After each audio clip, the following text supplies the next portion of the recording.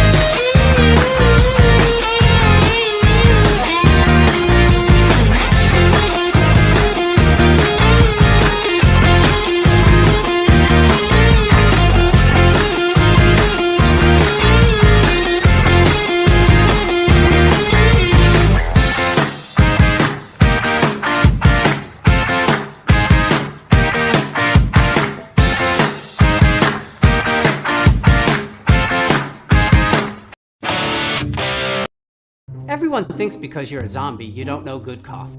Well, they're wrong. There's only one brew that gets my seal of approval. Deadly Grounds coffee is my guilty pleasure. The aroma is so intoxicating. It brings all of my neighbors out of the woodwork. Deadly Grounds coffee. Coffee to die for, and zombie approved. It's good to get a little deadly. Use the front door! Oh, they're so disgusting.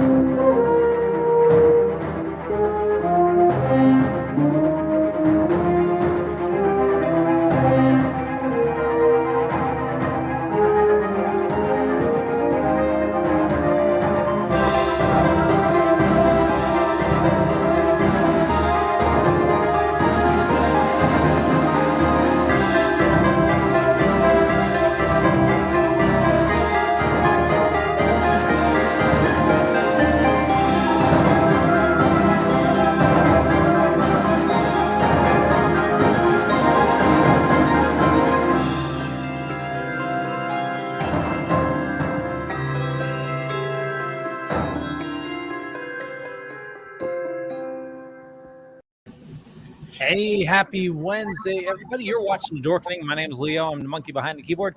We have an awesome show scheduled for you today. We're going to be talking about, what to get your dork for Christmas. Also, some awesome new trailers are out and about, and some cool shows coming up. We also have some sad news in the comic industry. A lot of awesome stuff coming out. Well, the last one's not awesome, but yeah, we'll fill you in on everything. Oh, plus the internet was on fire this week. I don't know. Wait, what? Yeah, you didn't hear that? Did you say the internet was on fire? Pretty much, yeah. You had both Google and Amazon Web Services down this week. Oh, didn't hit me, so. Well, That's weird, man. I didn't get anything about that, and I'm subscribed to several news outlets. Well, Oh, Google was today. So today was Google Meet. Let's see. It was several Google services that were down today. And then the other day was Amazon Web Services, which affected like Instacart, some really big business web services. I know one of the applications I use for work was completely down for like a day and a half. Oh, It you know usually- that makes sense because yesterday in my place of business, the tool we use for communicating through phone calls, like it doesn't make calls, it just accepts them and sorts them. Yep. It was down, so we couldn't answer anything coming in for like the Yeah. last 2 hours of the day, which broke my heart for sure. Yeah, so a lot of people don't know Amazon Web Services. Amazon, you think, hey, that's the place where I go buy toothpaste and get it in a day and a half. But it's actually their main business is web services. So they power like a majority of the internet, like all the big, like a lot of services run on their servers. And like the shopping is just gravy, which is insane. Bezos has way too much money. Isn't that right, Steven? Yeah, and also I want to add, if the internet wasn't on fire, it was the Christmas tree in front of Fox News' outlet in New York. Oh, really? That was on Oh fire? yeah. That I did see. Some dipshit lit the Christmas tree in front of Fox News, the building where Fox News, Wall Street Journal, and New York Post is. It was Well, that.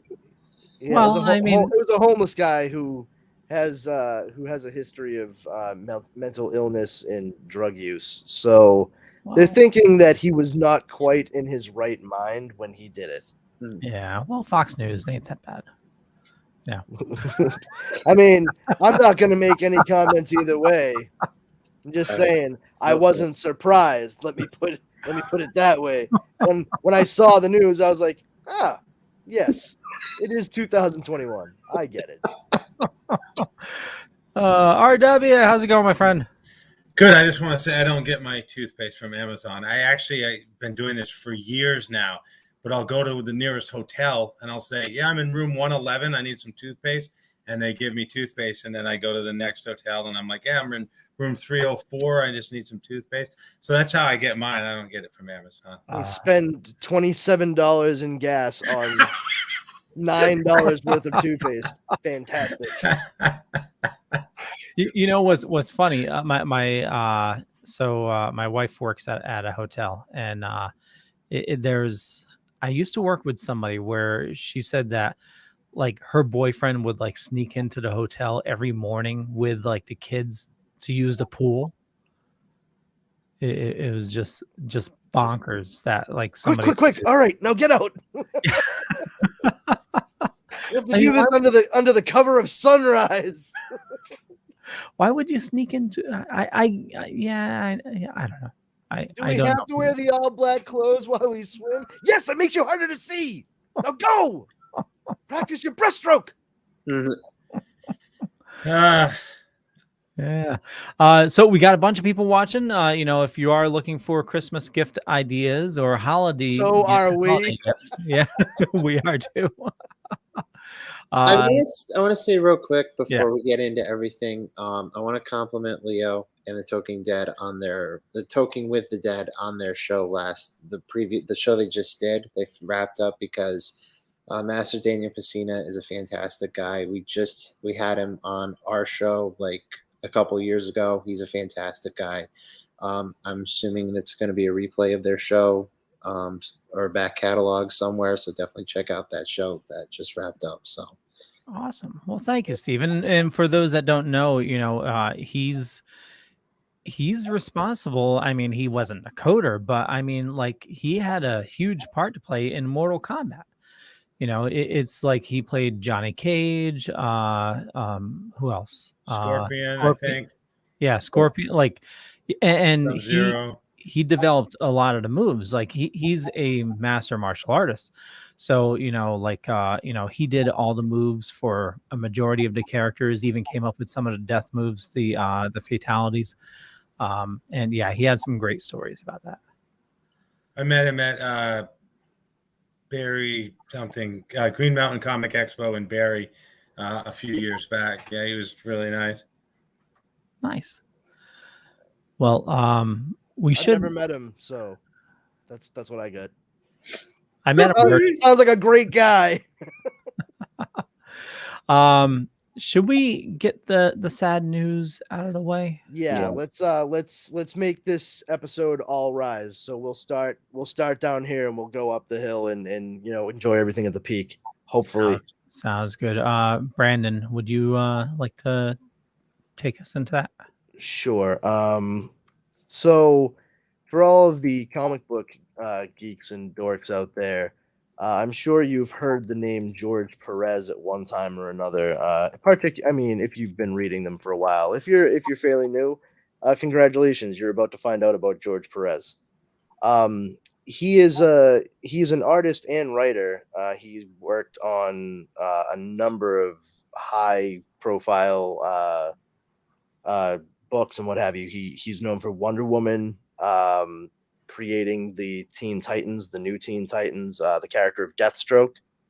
And he also probably most famously, because it changed how the industry actually worked altogether because of the construction of a maxi series like this. He was the co-architect with Marv Wolfman for Crisis on Infinite Earths, which reset the entire DC universe in the comic books from all the convoluted multi-Earth things that have been set up over the years that kind of conflicted with one another through the golden and silver ages. And in the 80s, we start seeing the modern age. That's what it's normally referred to as. They came to the conclusion that they needed to streamline everything, and they broke everything down to its basest parts, which is not a bad thing. They updated them for the modern time, and it changed how DC comic books looks even today, and it showed all the publishers, the big two especially, DC and Marvel, that you could tell a year-long story and tie in multiple superhero comic books, different titles, and people would buy them to get the entirety of the story. And that's been both a blessing and a curse, because we've ended up with some outstanding stories from both sides of the fence. And then we've ended up with a whole lot of stinkers because they've just followed that formula of, oh, it's a long form story. Just make it as many issues as you can. You can tell when that's happening. Oh, yeah. And DC's been doing a bunch of them lately. Yeah. Yeah, they both have, and but that's neither here nor there. He definitely gave a shot into the arm of the industry in general and DC specifically in 1985. If you are interested in reading that at any point, I do recommend going to someplace like Amazon or your local bookstore and looking for the collected trade of Crisis on Infinite Earths. They did do a sort of adaptation of it for the CW shows. If you watched that and you enjoyed it, the comic book series is far more involved, not necessarily inaccessible, but you can see where that they combined and amalgamated and truncated certain things to fit into the universe they had set up on the television series. But once again, coming back to George Perez, he was prolific, particularly during the coming into the 80s. And he also wrote and drew a fantastic, actually drew with Kurt Busiek, JLA Avengers. It was a big crossover that people have been waiting many, many years to see. It was outstanding to behold. Like the fact that myself and any number of nerds in the comic book store when it came out were holding issue number 1 in our hands. We honestly could not believe it. We never saw that coming. We thought it was just a pipe dream. Well, all this being said, George Perez just recently announced that he has been diagnosed with stage 3 pancreatic cancer, and it is inoperable. And they went over all the options that he had available to him, chemotherapy, radiation, what have you. And he talked with his wife, and he decided he is not going to do that. He is going to let nature take its course.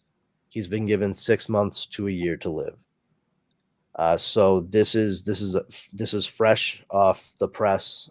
We all just found this out, and there's quite a few people that are still reacting to it, and it's gonna be a very tough year for the comic book industry altogether to lose a legend such as he, and especially in such a way. It's gonna be very difficult, and I'm sure that both he and his wife could use as much support as possible. And even if you don't like any of the comic books or characters that I've listed that he was involved with, let's just maintain a modicum of respect. Just because you don't like somebody's work or anything like that doesn't mean it's time to jump in and start bashing them. This is a very sensitive topic and situation. So I say, I think from all of us here, we wish him and his wife nothing but the best, and I really hope that he lives the rest of his life with ease and comfort, and surrounded by his loved ones. Well said. I believe he said he's going to do for the fans, because he's certainly one. You hear some amazing stories about him, just being like the first one to go first one to get to a con and last one to leave. And very similar to Sid Haig, for horror cons. But I believe he said he's going to try to do one more signing. Yeah. And we're gonna see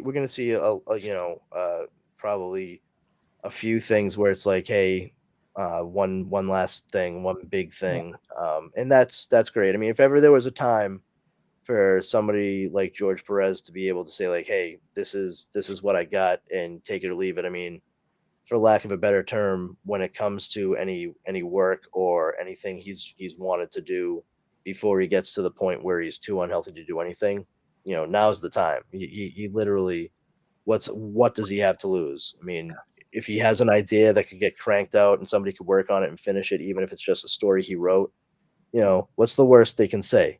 No. Okay. Not even the worst news he's gotten in the past week. Yeah. I saw that there is calls for them to republish JLA Avengers. Yep. Yeah. I mean, because like I said, it was such a big deal. Yeah.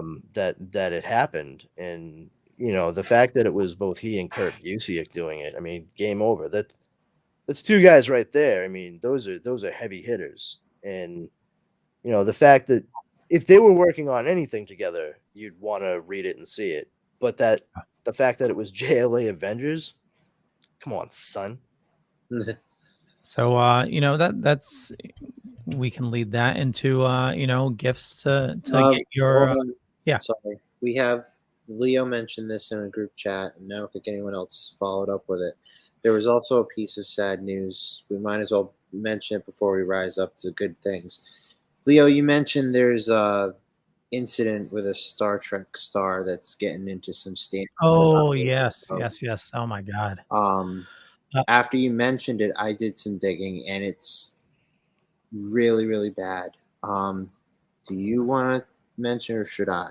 Well, if you want to do the specifics, but I'll kick it off. So there was 2 videos that were making rounds on the internet.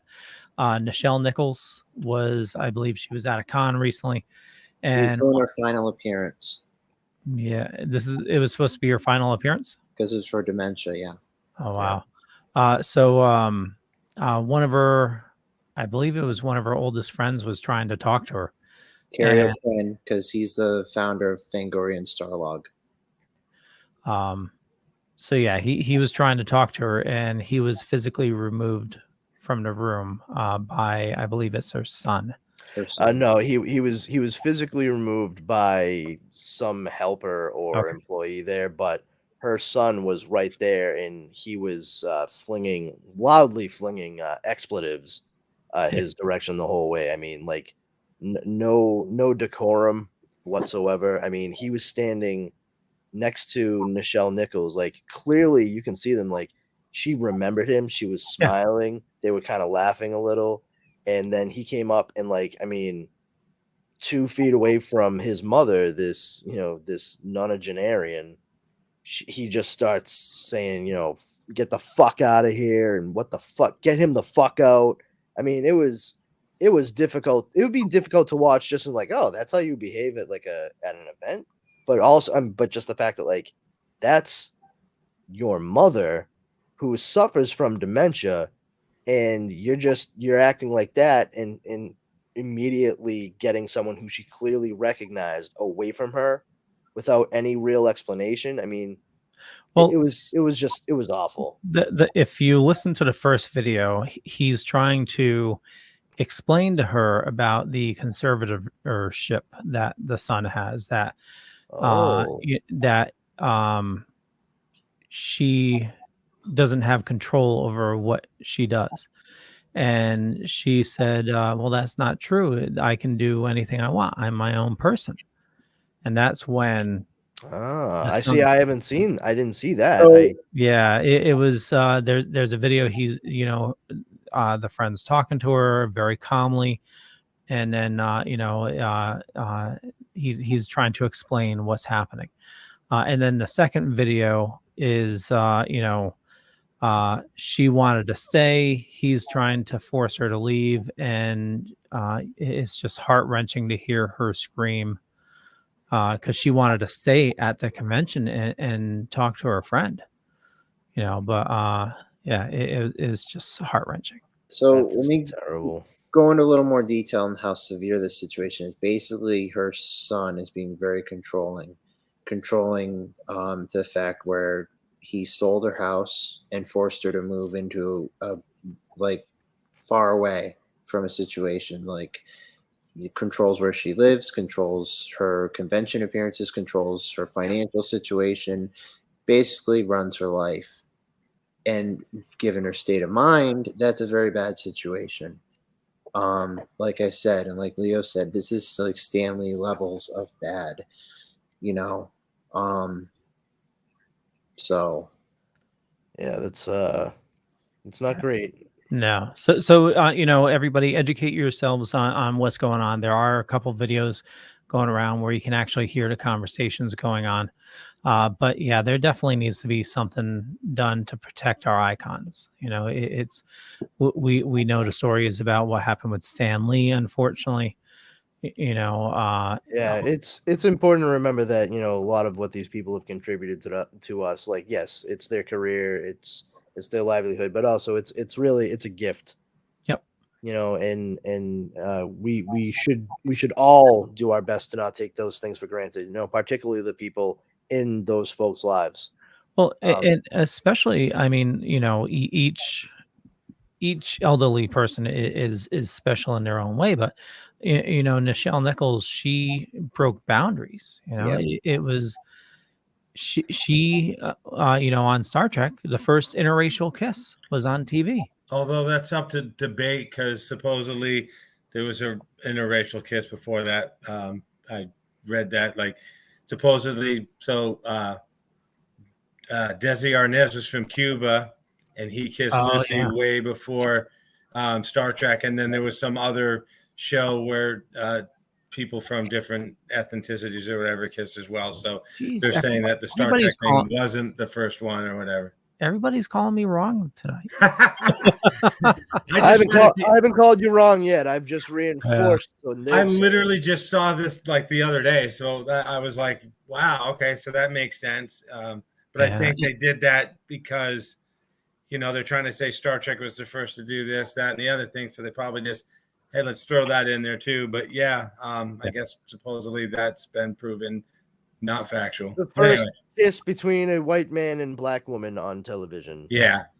Well, also, of her stature, just to have a black woman that prominent on TV, she was going to quit. And I believe it was Martin Luther King Jr. that, said, you need to stay there for the movement. And, if you saw her at a con, she definitely tells that story well. It's definitely Yeah. Yeah. No, we'll leave it at that. Yeah. Everyone, just check out everything that's going on with Nichelle Nichols. We don't know what could be done to help with that situation, so I can't really offer any ideas, any links or anything like that. No, But but by all means, please check just this out. awareness is definitely, Yeah, the more the people are aware, the more it forces the folks that are being looked at to behave. Yep. And speaking about behaving and being good, instead of getting coal for Christmas, we're going to talk about what geeks might like. Oh yeah, and not only that, it's let's talk about stuff that we would want ourselves, things that just to give people ideas, because there's not too much time left. There's a good chance you're not going to get a PS5 for somebody, even though Not with that attitude. even though I'm getting one. Rub it in. But yeah, Crisis on Infinite Earths. There's looks like 7 volumes. There is a hardcover edition that I believe it's the absolute edition. Looks like it's $327. Or check your local comic shop. There's a good chance they may have a different edition. $327. Yeah, probably they racked that up big old box set thing. probably. It is. Yeah, that would make sense because that would be like all of Crisis, like every tie-in and what have you. So the 30th anniversary deluxe edition is $100. Yeah, I got it when it first came out in hardcover and had the wraparound sleeve. It had a slipcase. It has a wraparound sleeve that was painted by Alex Ross. Oh, nice. It's very nice. HasLab is another great place to check. Unfortunately, the Rancor was not funded.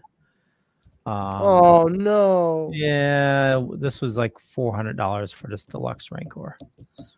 I will say that this HasLab or Hasbro Pulse, they have some great material that they put out. About a few months ago, they came out with a Nerf gun that was inspired by Aliens' M48 pulse rifle, and it made the real noises, and it had the counter on it, like counted down from 30 to 0 when you shot like the Nerf darts. They paid attention to detail, and if you're a video gamer, I think last month they did the Halo Needler for a Nerf gun. So. Right now they have the Ghostbusters Plasma Series pack, $400. Unfortunately, this won't ship in time for Christmas. But they do have if you do have like a Transformers or Star Wars fan, obviously Hasbro is the place to go. The Studio or the Series 86, these are awesome. And there's quite a few of those. So definitely some cool stuff. Another great site to check out is Entertainment Earth. It's another great collectibles site. Yes. Yeah, there is a lot of fun stuff there. I have been frustrated with their shipping over the past year and a half, though. It's a little ridiculous. 100 times, yes. Their shipping sucks. Yeah, not great. Not great. I got shipping changed on an item like 4 fucking times this year. And the worst part about it was a gift, which I had already told the person who I got it for, like, hey, look, I ordered this for you and it'll be here in April of next year. And then April rolled around and they were like, haha, just kidding, it'll be June. And then June hit and they're like, how about September? I'm like, oh. That happened to me. That happened to me when I got the NECA diorama, the street scene diorama. It like held back. Like I got it. It was back ordered, and they said they were going to ship it like 6 months later, and they said, "Oh, yeah, 6 more months." I'm like, "Well, fuck you." Oh, well, that's another 6 months. I can go a year and a half if you want, Stevie boy. Well, it seems like a bunch of stores do that. I pre-order a lot from, not a lot, but I pre-order some key items from TF Source. And a lot of times they'll say, oh, it's coming out, in October, and then it'll get pushed back to January, so it's even though it was back ordered, they still were opening for pre-orders. So I got my Ecto One popcorn bucket from AMC online. So I pre-ordered it, even though it was back ordered. So it's coming to me. Well, I have to wait Nice. till January. So Yeah. Of 2023. 2022. TF Source is another great series or site to go to. Transformers specific. Big Bad Toy Store. I don't know if you guys checked this Yep. site out. That's I've the never one. checked that out, but I Yeah. will very soon. I get their catalog along with Entertainment Earth. Yeah, they put together an awesome catalog. I don't know if the website is Diamond Select. I think it might be. Oh, but Diamond, they come out yeah. with a lot of good stuff. They've come out with a lot of Tron stuff recently, and I'm like trying to get most of it, but they always have some good stuff. Expensive stuff, but yes, I agree. Well, not some of their stuff is expensive, but they do have some very reasonably priced stuff. Their banks, I don't know if you can see, I have a Han Solo and Carbonite bank. I think it was like $20, but the thing's huge. It's a bank, but it's like a statue, you know. Do you keep money in it? I think I got a couple coins in it. It's just there for They actually aren't selling those currently because they actually are frozen. oh, Why? but dumb. Wow. That's it. No, he keeps them in there in case they freeze his account. Oh, jeez. Ice pun. Wait. But yeah, Diamond Select, you know, awesome quality. I mean, you know, it's yeah, you know, Marvel. They have Marvel stuff, Disney, Star Trek, Star Wars. Like I say, they might not have the Tron stuff anymore because lots of times it's like, you know, the Tron stuff comes out and it's like limited, and they, you know, have like 1,000 of them or whatever, like a stupid Funko Pop.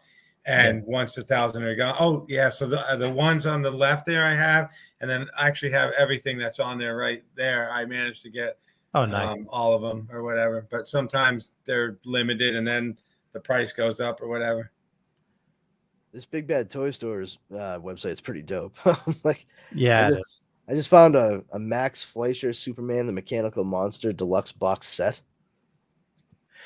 He sells so it's both new stuff and used. So like he has like a lot of out of the box stuff, you know, if you're looking for like classic Star Wars stuff. Oh, that's I cool, loved Out of man. the Box on Disney when my kids were growing up. What? Was it? That What? flew over my head, RW. What What was just that? happened?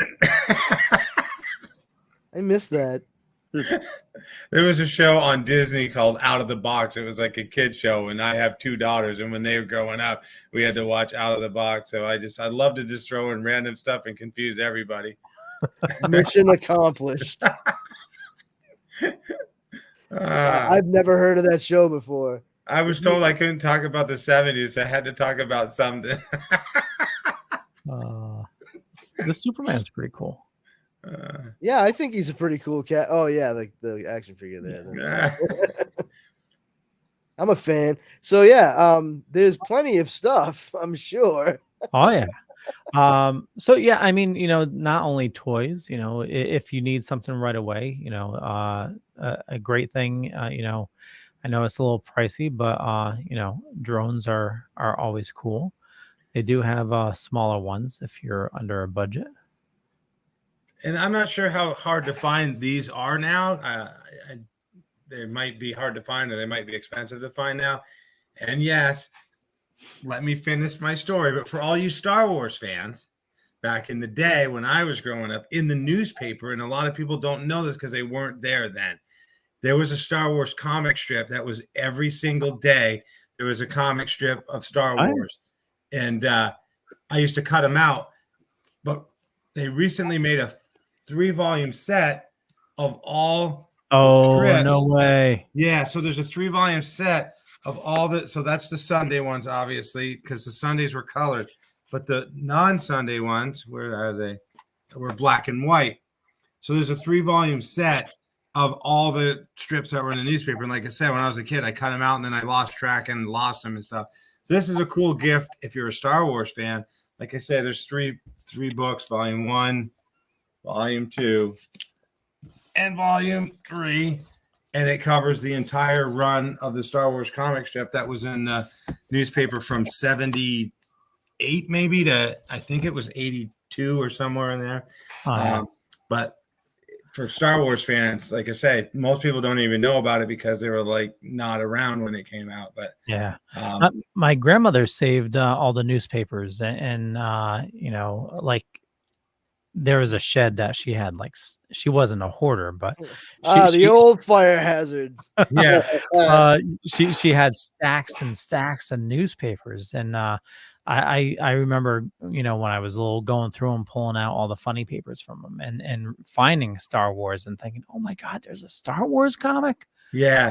It didn't really follow any of the real. I mean, C-3PO and R2, but didn't really follow anybody else until later on. But one thing I wish Topps would do, and maybe they have already, and I just don't know about it.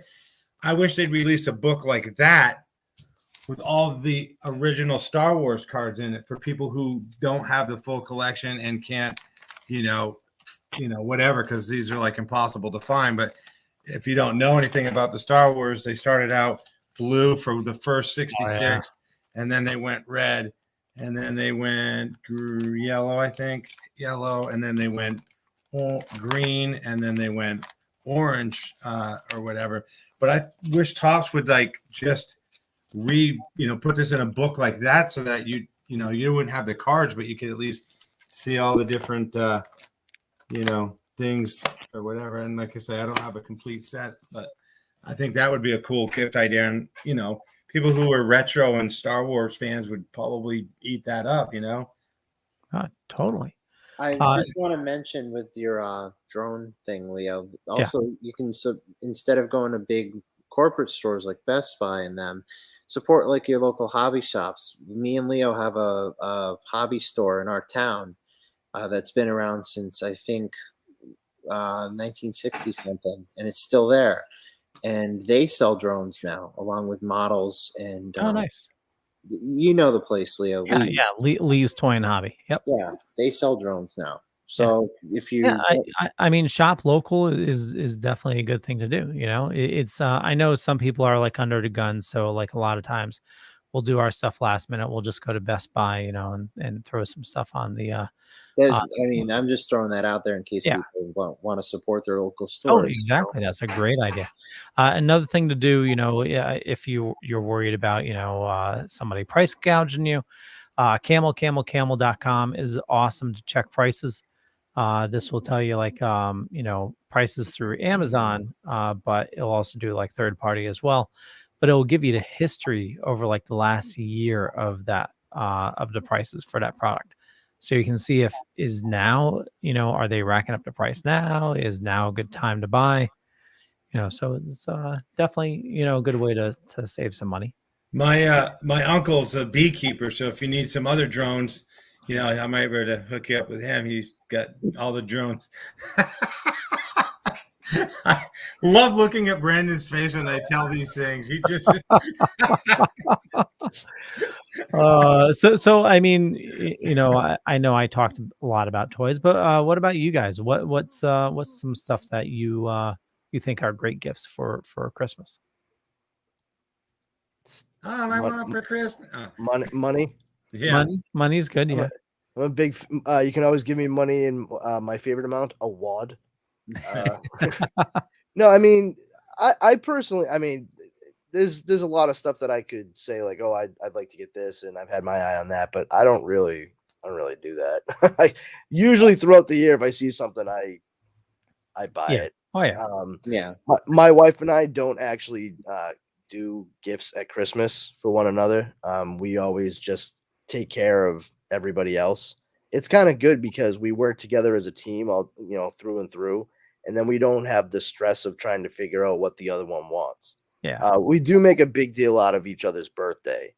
But yeah, Christmas has always been more about like, oh, what do I see that I know somebody else would really like? I mean, one of the things I find is a good hallmark of oh, this is a great gift is if you buy it for someone and then you're like, man, kind of think I want to keep that. Like if you're second guessing actually giving it to them because you want it, you've probably made a good choice for a gift. So I personally like I try to look at things that I know other people that I get gifts for would really enjoy. For me, like I'm fairly simple. I like nerdy, like smaller nerdy things like um you know like there's this poster I've had my eye on. It's like 100 movies that you scratch off, the top 100 movies, Oh, and for nice. each one that you watch, you can scratch off the block, and it has like a little picture underneath, and you work your way through the poster. Like that's a fun little thing you get for like a cinephile or what have you. I know that there's a lot of like gamers and stuff out there. The Oculus Quest 2 is out and about. And you can get that for like $300. I frankly don't know what the hell you would do with it, but Well, I've seen plenty of people talking about it. You would sell your soul to Facebook. That's what you would do. Oh well, Yeah, 'cause, away there. Facebook bought Oculus. Pretty sure Oh they yeah, bought that's right. Oculus. Well, never mind that. Go to the metaverse. Yeah, but the thing is, they require. I think they changed it, but on the other version, it required a Facebook account in order for you to use it. I see. Yeah. Well, bump that and such. But I did come across this recently. I'm gonna share my screen Oh, totally. real quick. I thought it was pretty cool. Share screen. Yes, share screen. Once again, share.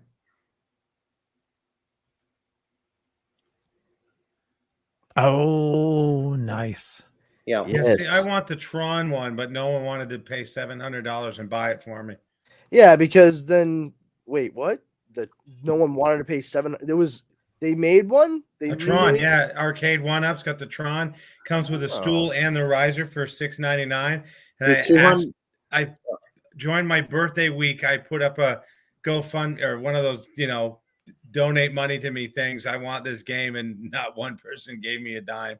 But yeah, Tron, it has the original Tron game with discs of Tron, the cool little light up joystick, all the graphics, comes with a footstool. I'm like, that's what I want. But yeah. RW. Oh, sorry. No, I was gonna say is have you thought about an X Arcade? What's that? So let me. That's the thing that mounts on a wall. No. So X Arcade is a company. They make arcade parts, arcade machines, joysticks, and yeah. So basically, they'll sell you a machine that has like a computer and everything in it, and I think they even load it with games. So it's like a one machine that like plays like Right. Like, every Type in arcade Tron game. there. Type in Tron there, and you'll see. Hopefully, they have it. I know that arcade one-ups out of them, and the only place you can get them is Walmart, Best Buy, and Target now. But I don't know if you'll at least be able to see it. There. Wow,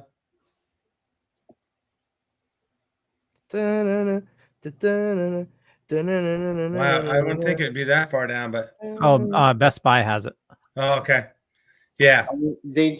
Arcade One Up puts out some good stuff. They recently came out with a T2 arcade, Simpsons arcade, NBA. Ooh, the Simpsons arcade game. Oh, they got Tempest. But yeah, I don't need anything. I mean, again, I'm 56 and I just need air to breathe and to be healthy at this point. And like you say, I see something on eBay or Amazon and I just go, oh, I need that. And then I get it and I'm like, it's sitting on a shelf collecting dust. Why did I need this? And I think when I was growing up as a kid, my parents, worked wicked hard and they couldn't always get the stuff that I wanted. So they substitute some other thing or whatever. So now as an adult, I'm like, I just got to buy everything that I want. And then once I get it, it's like, now what can I buy? So, yeah, I don't need anything. We'll help you try to figure out how to get up and going with MAME. I'm in the same boat as RW and Brandon.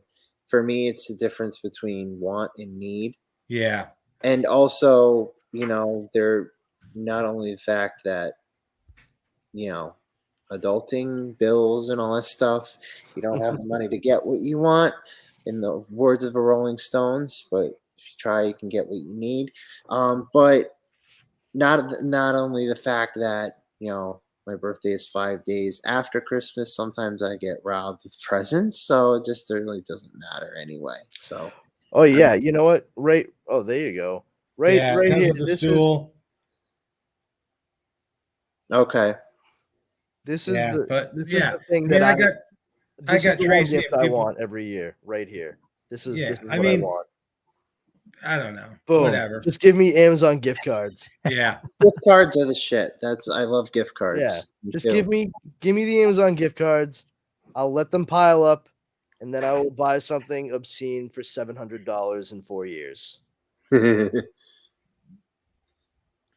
all Boom. seriousness, I mean, I just want to, like be in a movie with Ryan Reynolds or, that's a big thing to want, but I just want to do something like that where it's like, oh my God, I was in a movie with Ryan Reynolds or Adam Sandler or, some big star. And maybe I was a co-star. Maybe I just had a small part, but, that's, not a material thing. It's something I've been trying to do for 35 years or whatever. So to me, the biggest birthday Christmas present would be like, oh my God, I'm going to be in a movie with Ryan Reynolds or whatever, it's not I don't know. I just acting and making people laugh, with corny B drone, pun joke things or whatever is really what it's at for me. I've been trying to make people laugh for 35 years. So to me, And you're still trying now. yeah, still trying, but yeah, I mean, I get Christmas is more about others now than myself. Yeah.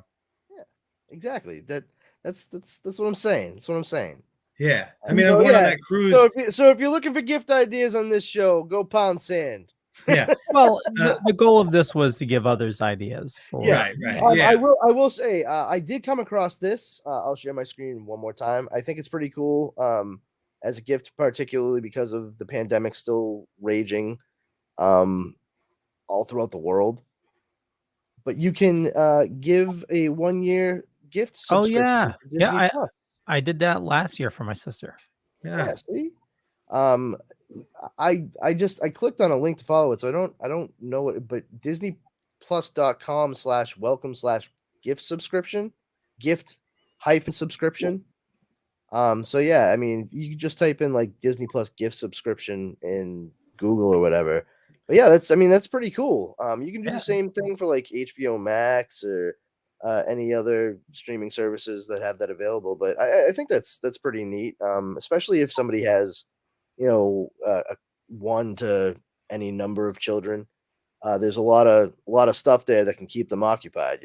Or if you're a large child yourself, Yes, indeed. Last year, Tracy's sister gifted me, and now the thing just like went away. But it's that you guys might know if you help me out here because my ADD is bad. It's that thing where like Samuel L. Jackson does these courses and tells you how to act and Masterclass. Thank you. So that's what she gifted me last year. So you can, because as an actor and writer, she's like, I think you would enjoy this. So that's what I got last year. But again, in February, I'm going on that Love Boat cruise. So technically, that's my Christmas, birthday present thing or whatever. So, but yeah, I got the Masterclass last year, which was pretty cool. Nice. Very cool. Speaking of Disney, is everybody caught up on Hawkeye? Yeah. Is that a yes for everybody? RW, yes. No, I'm still waiting for the episode where Radar comes back, but yeah. It's another MASH joke for everyone out there who's never watched MASH. I'm sure that just hit the funny bone something fierce. Oh, go ahead, Leo. No, well, anyway, in this week's episode of Aftermash, that's rough. Aftermash. Yeah, that only lasted a couple episodes. Yeah, lasted to the end of the episode. Like, how did they cancel this show before it was over? It It was on for 37 minutes, and they just pulled the plug. What the? Mm.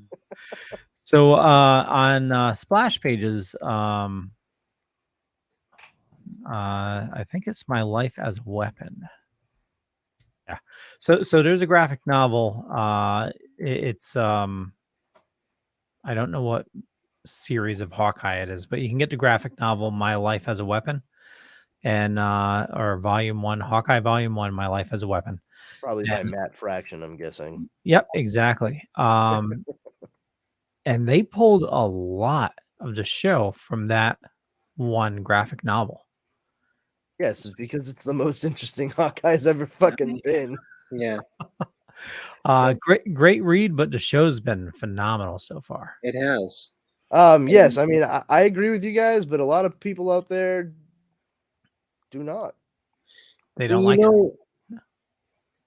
I will say the ending of this recent episode got me hyped because for what people are saying about Black Widow, I understand, but the ending, the post-credit scene, the very end, I was like, Wait, they what? got There's a Huh? post-credit scene today? No. He's talking Bonus. about at the end of Black Widow. Black Widow. Oh, okay. Well, in the post-credit scene of Black Widow, when they set that up, I'm like, yes, they have to throw her in Hawkeye, and they did, and yes, and also I'm a Florence Pugh fan. I really liked Midsummer, so They are saying that episode 5. So this week was episode 4, but episode 5 they're saying is going to light up Twitter. So Yeah, so I mean, there's been a lot of speculation that we're going to see the Kingpin, yeah, Wilson Fisk, and that Yeah. likely will be what we're talking about. I mean, we saw kind of a shadow of him in the Well, beginning of episode 3. not a shadow. You actually see the hand and the suit, and it looks a lot like Even the laugh, just like the chuckle, Yeah. sounds like Vincent D'Onofrio. Yeah, and also I don't know if you caught it, but the auto body shop was Fat Man Auto. Batman Auto, yeah, I did And catch that. Hawkeye referenced the king of the tracksuits, or the tracksuit king, yeah. Hmm. in this week's episode. Yeah, I mean, I really enjoyed seeing the person who showed up in this week's episode. I guess we need to be purposefully cryptic. Yeah. But I will say, like, I've been enjoying the show since the first 2 episodes dropped simultaneously. And for me, that's a big deal because I was not expecting much from the show. However, with it going past, episode 3 coming into this week's episode, my wife and I both remarked, like, it's actually kind of refreshing to see just like a smaller, non-world threatening / cosmic, cosmically endangering individual roaming about that needs to be taken care of. It's a small scale, more street level story that's being told, and I think it's a great precursor to a lot of the other stuff that we're going to see coming through on Disney Plus with the likes of Moon Knight, Yeah. and some of the other Marvel Knights characters that they're going to be utilizing. Well- I just that's been one of the major complaints from other people, is that it just like it doesn't matter, and like, oh, there's like nothing happening in these episodes. And it's like, you do realize that like story progression Exactly. is like a long game when you have like 6 episodes of a series that you're doing. Also, not everything needs to be like bombastic. Sometimes the quieter moments are the ones that can reverberate further. Well, Also, just not just real quick. The for the people that don't like it, they're just plain wrong. Yeah, I mean, it's like I've said, like, listen, Yeah. everyone's entitled to their opinion, but there are some people out there, your opinion is just flat wrong. So like same thing with Falcon and Bucky. It wasn't it had some action, but you also had the episode with I forgot the guy in the mask, him dancing. It's Zemo. Zemo. So it's Disney has a a really great way of taking some characters that you really didn't care about and making you care about them. Like Hawkeye, like I enjoyed Hawkeye, but he wasn't flashy like Iron Man or Spider-Man or anything. But this show makes you care a whole new level about Hawkeye. You're learning more about his family. They're introducing Kate Bishop, which we know that's going to go into Young Avengers. It's same thing with Falcon and Bucky, Loki. They made us care about Iron Man 3. They made us care about About time somebody Thor, care about Iron Man 3. So did you guys notice episode 4 with this obviously was kind of a big deal. Episode 4 with WandaVision was kind of a big deal. Episode 4 of Loki was kind of a big deal. Episode 4 of Winter Soldier and Falcon was kind of a big deal. You ever notice that? I think, Brandon, you mentioned this when we talked about Falcon, Winter Soldier, or Loki, or one of the earlier Marvel shows. You notice that episode 4 is when things kick into high gear and get really, things pick up. Well, Right. yeah, it stands to reason. You're reaching, either just past or coming up to the midway point of those stories being told for the season or limited series. So yeah, it kind of needs to get to that point where the escalation is going to start going full bore. If not, then they're not doing it right. If you think about it with the math of all the episodes, obviously this is 6 episodes, but with Falcon and Winter Soldier, WandaVision, and Loki, those were 8. So that episode 4 was the halfway point. And usually, I don't remember what was said, but I think if it goes past 4 episodes and it doesn't get that halfway point, it usually falls flat on its face. But obviously, this is 6 episodes, and 4 was past the halfway point. Do you think Hawkeye? Obviously, the story progression is good. The characters are good. Do you think, obviously, a lot happened in this episode? Do you think it progressed well, or do you think it fell flat on its face? No, I think it's doing well. I mean, considering my wife and I, my wife's the one that turned it on tonight. You know what I mean? That to me speaks of how well it's doing, because my wife is not well versed in any of the comic book characters. She knows the stuff from the movies and shows that have come out so far, and she's been enjoying this show just as much as I have. And there have been little tidbits here and there where I have to stop and say, not that I have to, but I stop and give an explanation, when Echo first shows up. I gave her a quick breakdown of who the character is, how I know her from the comic books. And I was like, I don't know how much that's really going to come into play here, but you have a roundabout idea. And sure enough, we watched the episode where it explains a little bit of her background. And yeah, it was close enough to what I explained to Dara that she was like, oh, okay, yeah, I see how the seeds were there for what they actually put on the show. I think we're getting 2 more episodes.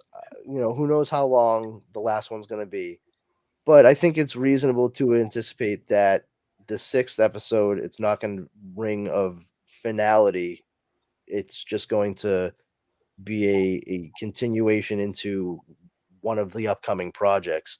And so it's whetting your appetite for Young Avengers and how these characters start to be incorporated into the larger MCU altogether.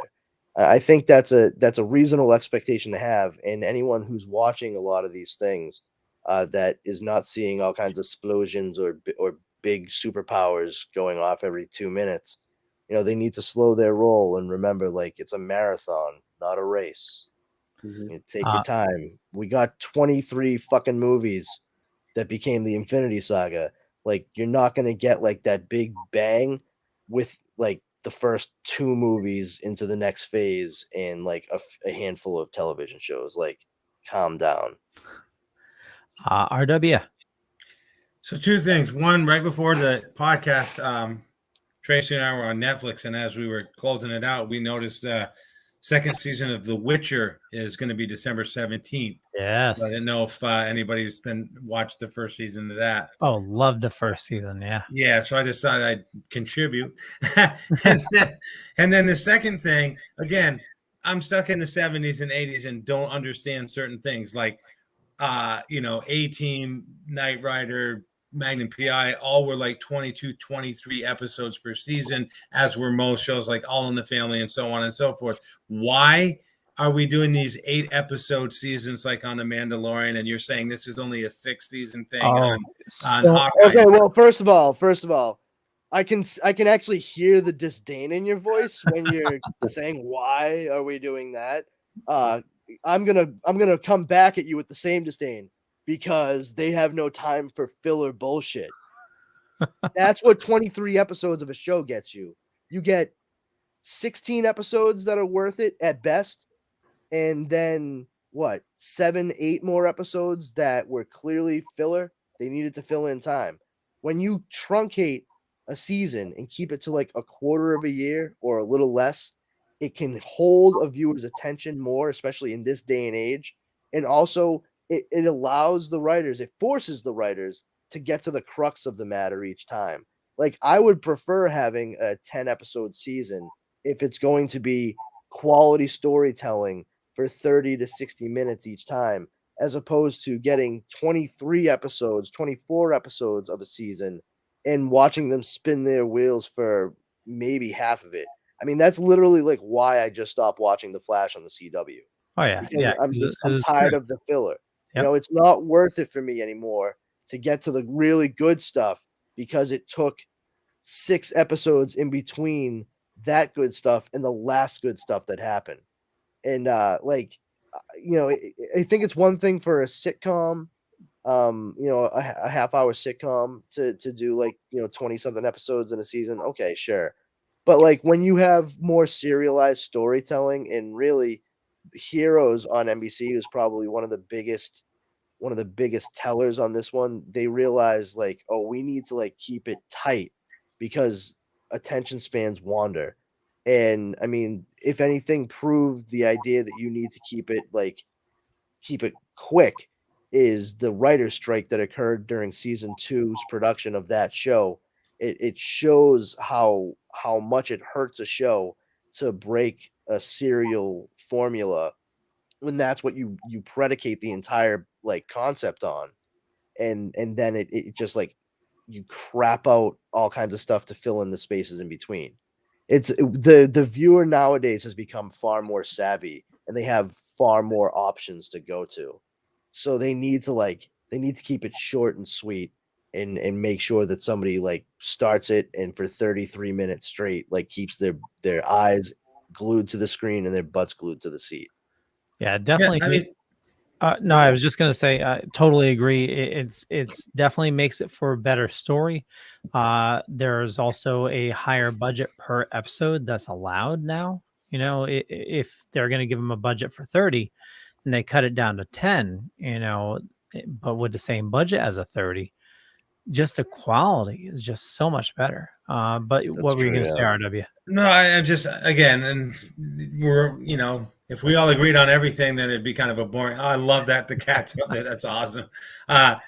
If we agreed on everything, then it'd be kind of a boring world. But like again, Star Trek: The Next Generation, Deep Space Nine, all of those were like 23 episodes. And for me, again, TV's different now because you're not watching CBS, NBC, and ABC as much as you are watching Netflix, Hulu, and all these other streaming services that do things differently.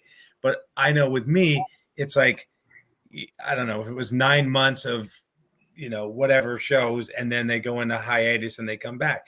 But with 10 shows or 8 shows or whatever, it's like, I don't want to wait another year to watch The Mandalorian again. I want to see more Mandalorian. So for me, it's, I want more. I don't want to wait a year to see something. Yeah, but you have to remember how much goes into each one of these episodes too. I mean, there's definitely a lot more production value and goings on for an episode of The Mandalorian than there was for an episode of Star Trek Deep Space Nine. Right. Well, just to back up, Deep Space Nine, I totally agree. I didn't really care. But if you back it up to Next Generation, that had an insane budget per episode at the time for the 90s. Yeah. $1 million an episode was unheard of. The special effects for the time was amazing, but they also had incredible writers. Star Trek Next Generation is one of those very few instances where, I think it was great for them to do 20 something episodes a season, but they ended it at season 8? 7. 7? Yeah. No, Deep Space Nine was ended at 7. No, all Next Generation and Deep Space Nine were all 7 seasons. Oh, okay. Yeah, obviously the original only lasted 3, and I think Enterprise only lasted 5. I never watched it, and I don't remember how long Voyager stayed on the air, but I believe I think Voyager the Next Generation and Deep Space Nine were both 7 seasons. Yeah. But like Discovery right now, Discovery is so fucking phenomenal. But that's another one that's it's like 10 episodes a season. Yeah. Again, it's just, and I'm sure these shows are. I mean, I love The Mandalorian and stuff, but it's like, oh God, so that's it. Well, we have to wait for you have to wait 10 months to see this again or whatever it is, and yeah. But in the meantime, you're going to be able to see Boba Fett. Right. No, and I get that. And then actually, with Hawkeye ends, and you can watch WandaVision, or you can watch, when any of these other shows that are on there that are whatever, But I'm just saying, for me, as a 56-year-old guy who grew up in the 70s and the 80s, it was like 23 episodes or whatever per season, and I'm just wondering why they cut it down to 6 or 8 or whatever. And I get what you're saying, less episodes, but better episodes and better quality than just a bunch of episodes that, that wasn't a good episode. That wasn't a good episode. That wasn't such a great episode either, kind of thing. Yeah. And Jeremy talks about Flash, but, I fell off the rails with like Arrow, and I tried to get back into it and trying to binge it. Oh my God. It was so painful binging. Fucking nightmarish, dude. Yeah. I stopped watching it like several seasons in, like once they started really stretching, and I swear, like my head almost fucking exploded when people started saying like, "Oh, Diggle's he should be Green Lantern. He's gonna be Jon Stewart." I'm like, his name is John fucking Diggle. What's wrong with you people? And then the fucking writers of the show were like, "Oh, that's kind of a funny idea. Let's have his stepdad be on the show, and we'll have his stepdad be Stewart. So he technically is Jon Stewart." I'm like, you are adding fuel to the fire, you fuckheads. This is not helpful. Jeremy says using a show like The Flash was a great way to explain your point, Brandon, but I do agree with RW. That's why I read a lot for all the filler, but I also would watch 40 episode seasons of everything, but we're a different creature of viewers. It's also different times, if they were going to make a 23 episode season each year of whatever show, that's great. And if every episode was like a magnum opus, phenomenal.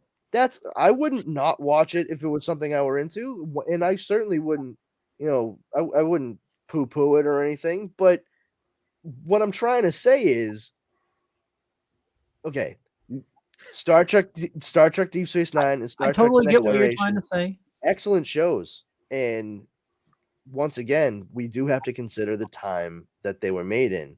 It's not just about budget and being able to use a 24 episode budget for 10 episodes or anything like that.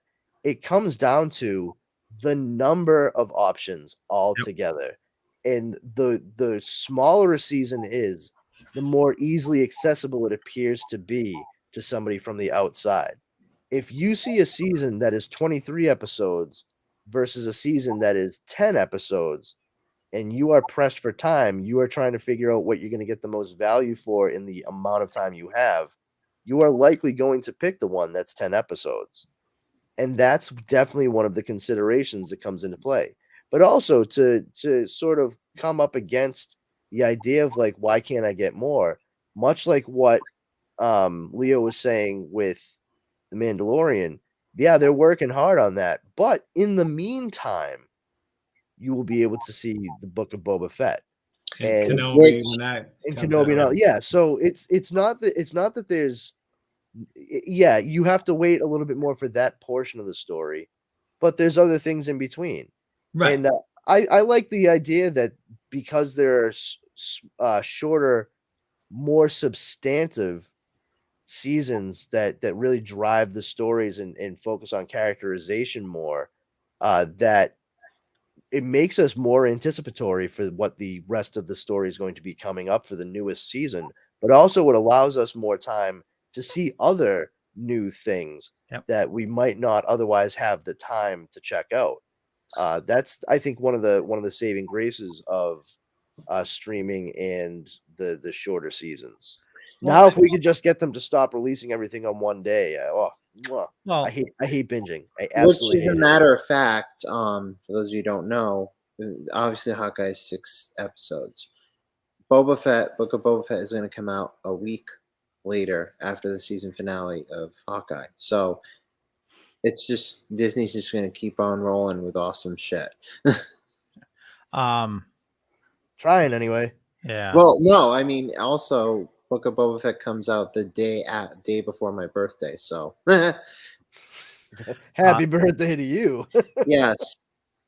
Also, with shorter seasons, it really makes it easy for a newcomer to go into a show where they Like can I was saying, easily like from the outside, like if they were looking at it and like, oh, this is 23 episodes, but this is 10 episodes, like I can knock this out in a weekend, versus I'm not going to be able to get through all of that. And then they get halfway through, if they do attempt the 23 episode daily, halfway through it, and then probably forget to go back to the next half because they're already doing something else the next weekend. It's all about the production companies trying to make sure that somebody who starts watching what they make finishes watching what they make. Exactly. That's really what it boils down to. Recently, Tracy and I watched Only Murders in the Building. Which that was so good. Yeah, and watching that, and stuff like The Mandalorian and stuff. We are now filming these types of TV shows as if they are movies. And there's a different way of filming a movie than there is a TV show. So I'm guessing maybe what goes into these limited series, and we'll call them limited series because they're 6, 8, 10 episodes. To me, that's limited. They're filming it like they would film a movie, which it takes 6 months to film a good movie or whatever, and so they got to use that 6 months and they got to film 10 episodes or whatever.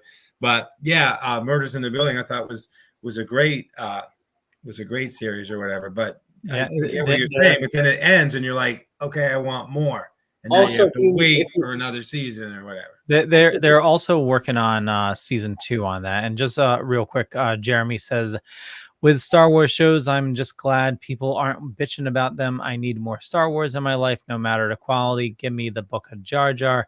And I also have to say, just in defense of the shorter shows, like Brandon said, there's definitely more to watch now. And just keep in mind, this is not the 70s. We have more than 2 channels.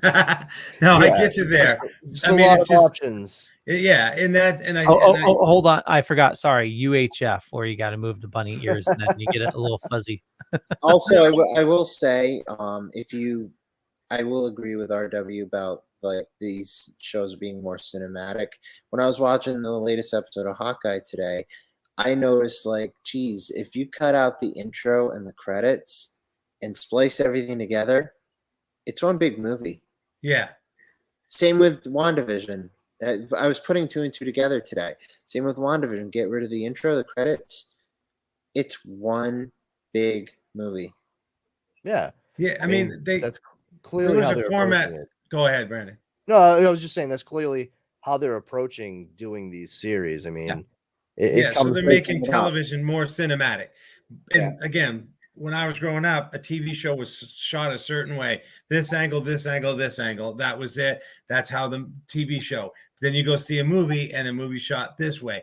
But now they're bringing the way that you film movies into television, and it's looking more like you're at a theater, the way they're filming new TV shows with, the way that they do it. And Tracy's mom was watching some movie on something. I don't know what it was. And I go, wow, they shoot these Hallmark movies all the same. And she goes, it's not a Hallmark movie. So I don't know if it was Lifetime or what it was, but Oh, like they're all the same. they're shot in such a weird way, like angles that like are just the weirdest angles. And I'm like, They're all made by the same Canadian filmmakers. yeah, I'm Actually, like, who's some of filming that- this? Like these angles are so like some of the yeah. filming locations for the latest Hallmark movies have been in me and Leo's area. Ah. So Oh, don't bring us into the mix, please.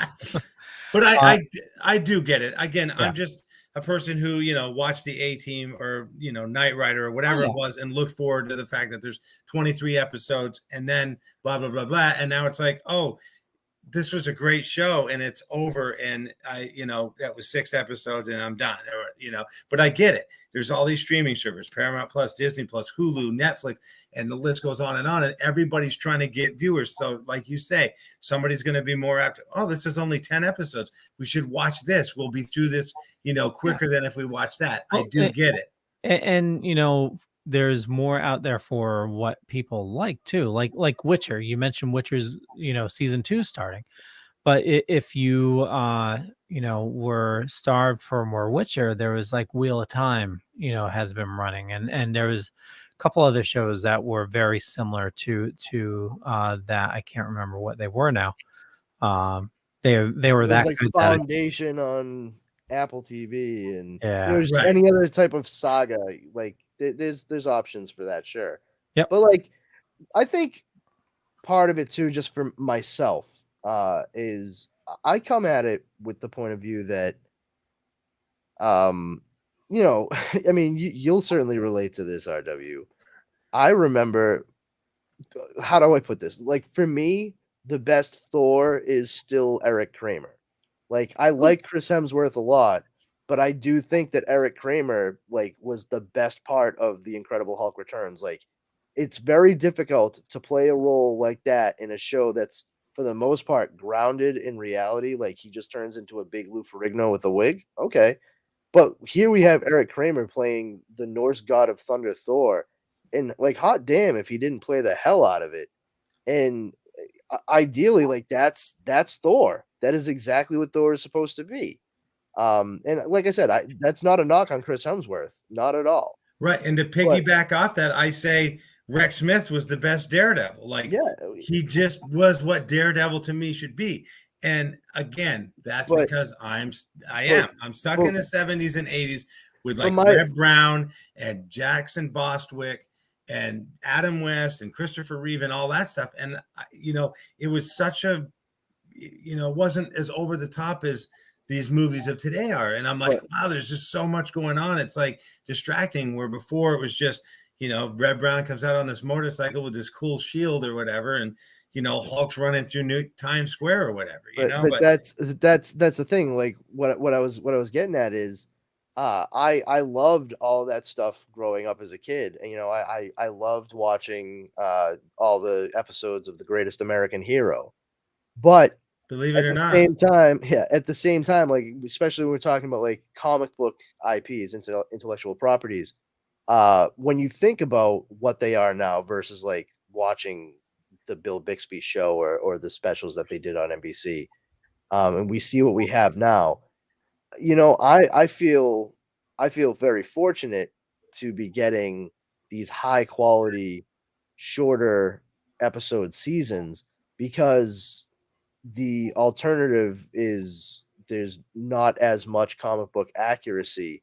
And I mean, comic book accurate, like what a laughable fucking term that was back in the 90s and 80s. Like comic accurate. Okay. Like I couldn't even get a comic book accurate Superman movie. You know what I mean? Like I love the Dick Donner movie and I'm very fond of part 2, but I at no point have ever read a fucking comic book up until very, very recently. And that's only because the name of that comic book is Superman 78, where Superman rips his fucking S off and throws it and turns into a giant saran wrap to fucking burrito up one of his goddamn villains. I've never seen that in a comic. It wasn't a movie though. They could just do whatever the fuck they wanted when it came to those kinds of things. Now there's so many more people that are savvy to what the actual like origins of these characters and some of these storylines are, that they actually have to try to gear it more towards the accurate portion, and that means a lot more money and a lot more time spent on doing it. I'm okay with having to wait for another season after only getting like anywhere from 6 to 13 episodes, if it means that it's going to be as faithful as it possibly can to what very many of us know to be like the source material. So that's my own thing. That's just me. So speaking of being comic accurate, and you mentioned, your choice for Thor, nothing against Jason Momoa, but Yeah. a better Aquaman was Alan Richson, Richson. who's now in Reacher, coming out February 4th. Yes, based more directly on the books by, oh my God, what the hell is the guy's name? Lee something? Lee Child? Is that? Now, you said it's based on the books. Is there any affiliation with Jack Reacher? With Tom Yeah, that's what Cruise? it is. It is. Jack, Yeah. So Jack Reacher was based on the same book. However, No, Tom Alan Cruise. Richardson actually looks like Jack Reacher. Like he is supposed to be like 6'4" and built like a tank and just a beast of a human being. So, and I like Alan Richardson. I think he's actually a pretty talented dude. I met him at Rhode Island Comic Con. Very, very nice guy. And he's been in several different things over the years. He was most recently in Titans, showing on HBO Max. He played Hank Hall, aka Hawk of Hawk and Dove, and he was also in the show Blue Mountain State that was on Spike TV. It was 3 seasons about a football team that they actually never show them play football, which is one I love that about the show. It's definitely a very bro comedy, but he is hysterical. Like he is the reason you watch that show. He brought me back to it every time. And he was also the voice of Raphael in the newer live action Teenage Mutant Ninja Turtles movies. Yep. Did you see the trailer? Oh yeah, it looks good. It looks really good. And they make fun of his size. It was like, why does he have zip ties? Because the handcuffs wouldn't fit. And then he just rips his wrists apart. Yeah. Like, oh, that's cute. You guys recycle. Now you mentioned Aquaman, which reminds me of Arrow. And why did we I segued. Let's not go back there.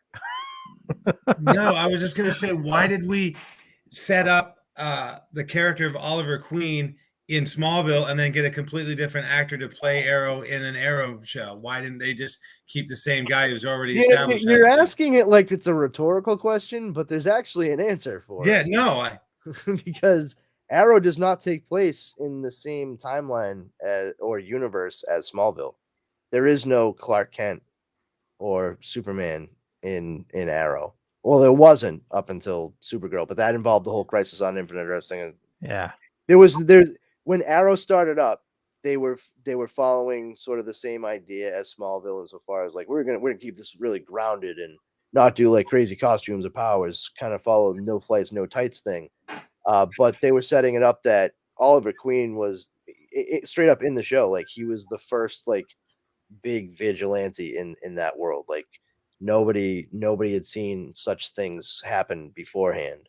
So Smallville took some liberties with putting people where they should be all the time. Okay. Oh, absolutely. I mean, you don't think that Clark Kent met the Flash when he was like 20, right? You know what I mean? Like, oh yeah, and you also had that Adam Knight or whatever was supposed Batman. He was gonna be, but they played around with that, and that whole thing was weird. Yeah, they covered Smallville in the Arrowverse.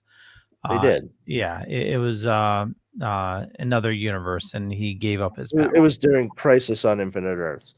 Yep. They revisited the Smallville universe, and we were there only for a total of like 2 minutes altogether, like 2 different scenes, and we find out that Clark actually stopped being Superman. He gave up his powers so he could live a normal life, and Lois comes out and says something about the girls or whatever, meaning they clearly have a couple of daughters, and that's that. Yeah. So this goes back to what you were saying about how these new people are like, we're trying to keep it accurate as opposed to making it entertaining, and let's put this guy here and put this guy here and do it our way as opposed to the way. Did you say making it entertaining?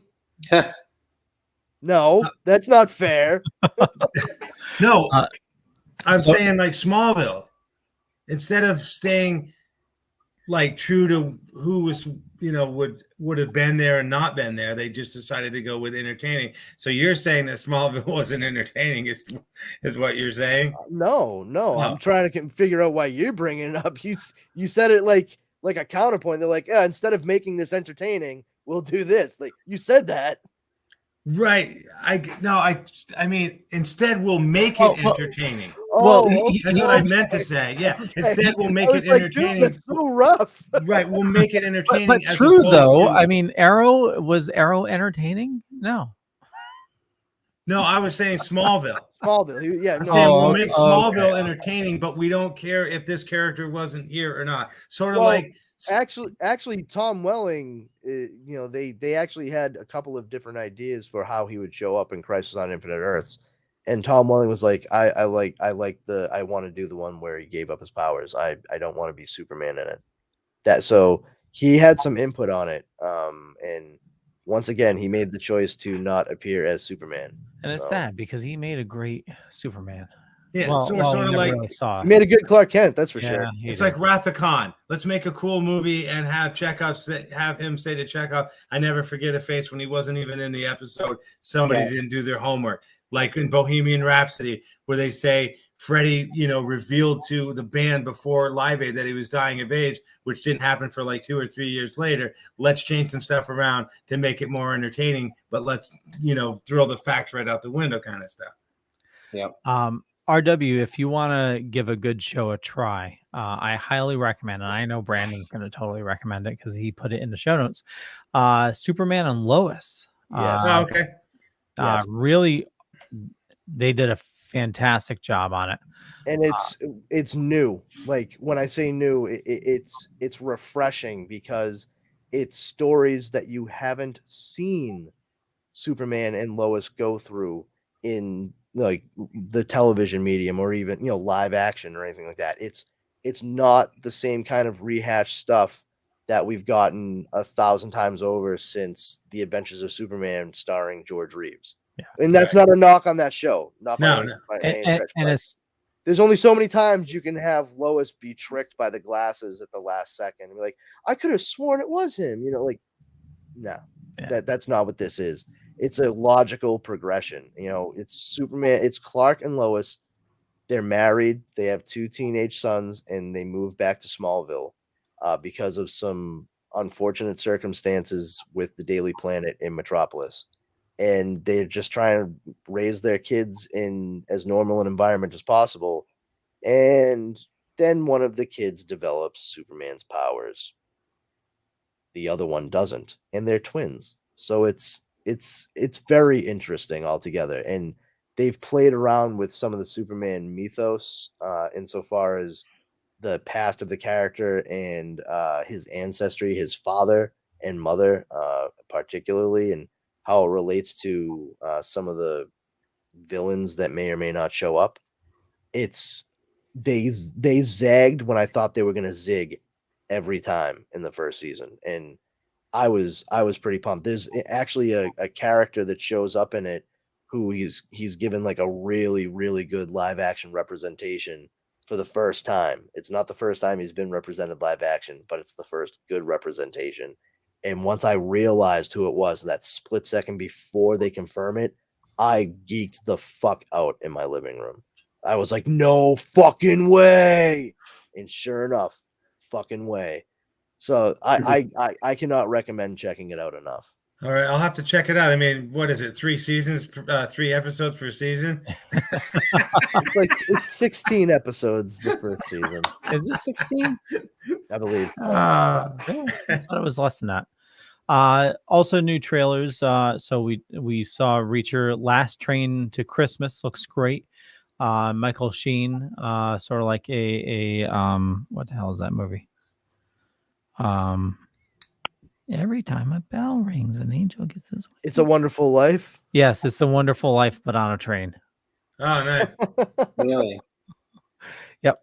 Every time a bell rings, you're on a train. Yeah. Also, Spider-Man Across the Spider-Verse trailer dropped. That looks awesome. It does. Yeah.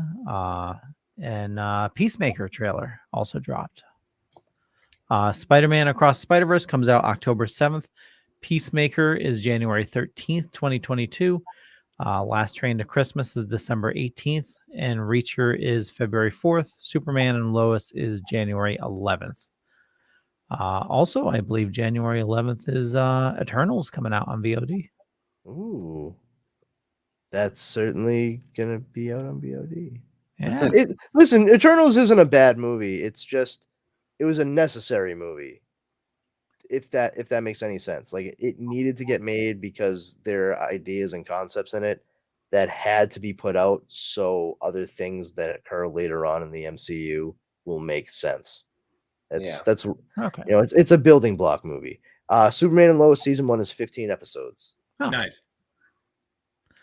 I know we need to wrap things up, but wanted to also say Tom Holland says he would love to work with Tobey Maguire and Andrew Garfield one day. I'm telling you, if they don't show up in this movie, the fire. I'm gonna wet my pants laughing. I'm gonna lose my shit, and like other people might lose their shit too. But me, it's gonna full on be like guffawing, like you fools. Brandon, I just wanted to mention when we recorded our show today, we mentioned exactly word for word what you said, and we said it in a good way because we for weeks you've been saying that, and we were talking about exactly the piece of news Leo said, and we were saying we were complimenting what you said in a good way, and you know I do want to be I want to be a little fly on the wall also. Yeah, like listen, if they're in it, cool, all right, but if they're not, for me, even better. Like, I'm not much for Schadenfreude, all right, but like it's just fans have been fucking banging their heads against the wall about this since the movie was like announced, and we started getting like little tidbits here and there about what was going to be involved in the story, and I just. If it ends up being a whole new Mephisto in WandaVision thing, oh my God, like it'll be like Christmas, Easter, and my birthday all wrapped up into one.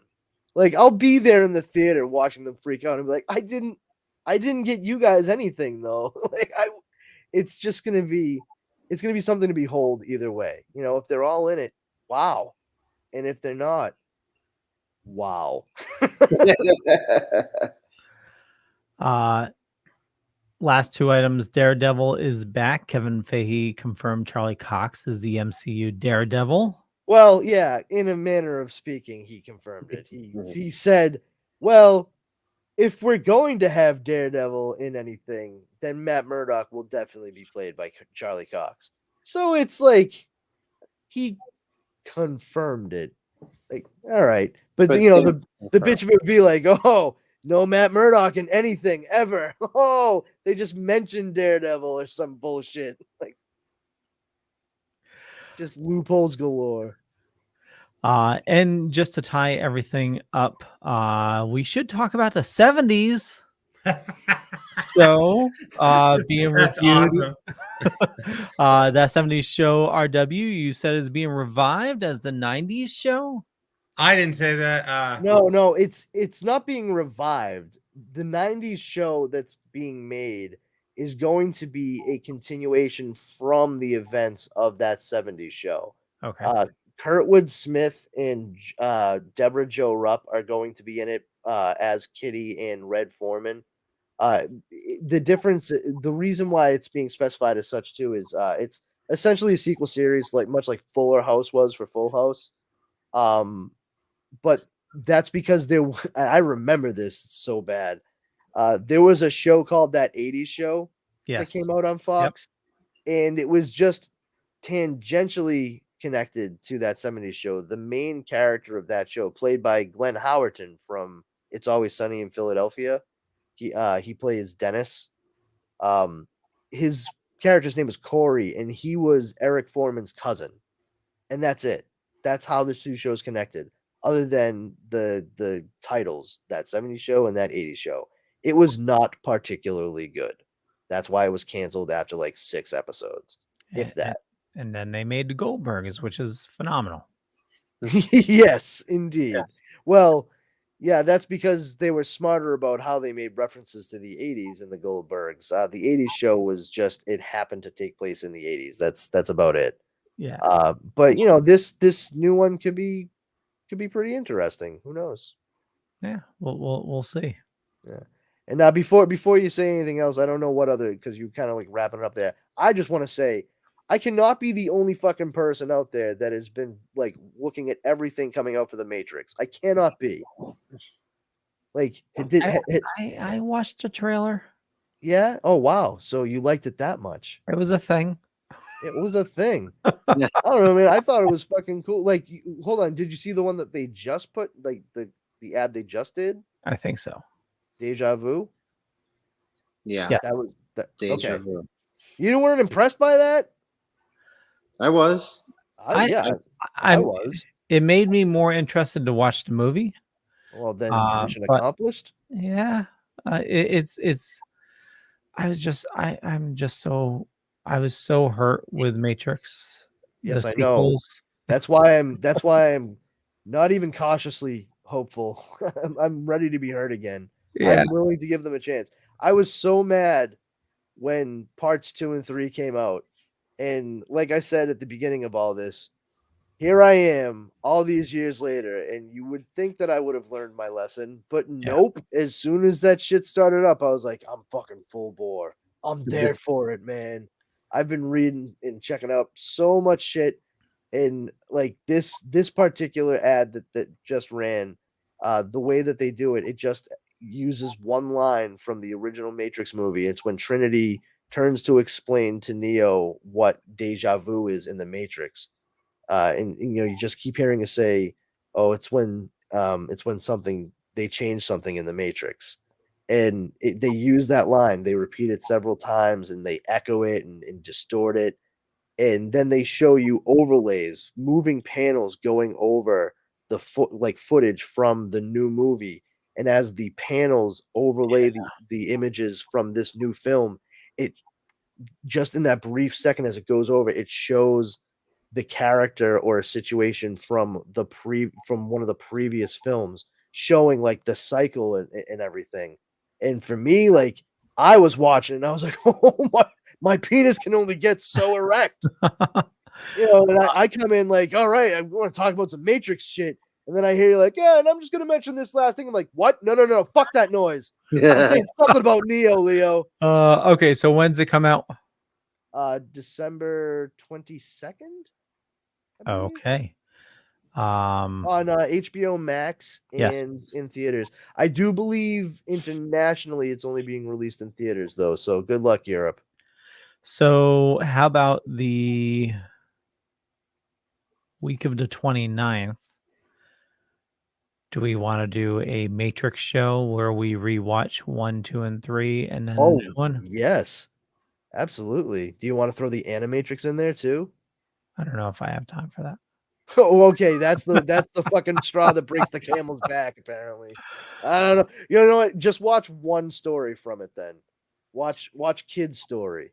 Well, they're short episodes, right? Yeah, but it's still like an hour and a half long, like thing.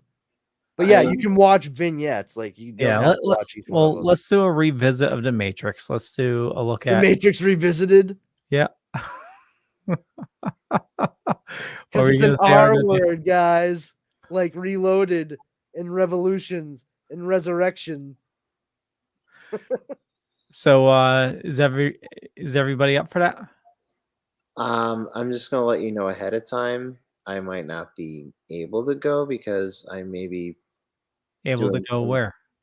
I might not be able to participate in that because I have some pre-birthday festivities I'll be partaking in. Oh, the 29th? Okay.